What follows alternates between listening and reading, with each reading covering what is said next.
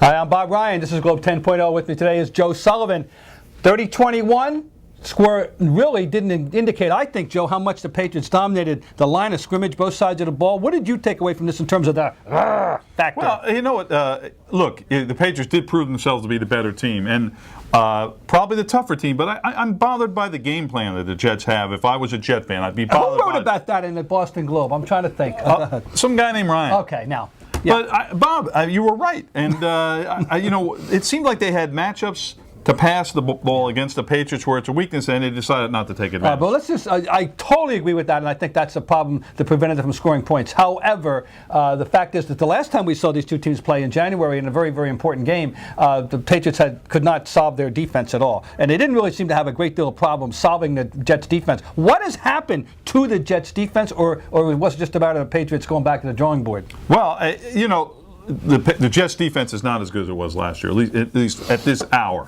And what the Patriots did is run the ball, which they're not good at, supposedly, and they really overpowered them in the last quarter to close the game out. It was an impressive drive, the last drive that they ended up with a field goal. But this isn't the first time all year the Patriots have shown they can run the ball a little bit either. By the way, we've been fixated on Brady's, gargantuan passing numbers and all that stuff. But just in terms of the toughness factor, the Patriots, they had 5 guys who were inactive that they would have wanted to play. I mean, that's some big names that didn't play us today. And they still, I mean, that game was 2 plays away from being a rout. In other words, 2 plays with an interception, which was a Hernandez screw up, right, and the kickoff return, which set up a touchdown. Take those 2 away, we're talking 37-14. I mean, they were really demonstrably better than them. Yeah, they were the better team, and I guess we'd have to say they were the tougher team. All right. So all that said, they play again in the 13th of November, and. What do we look put our crystal balls to how the Jets are going to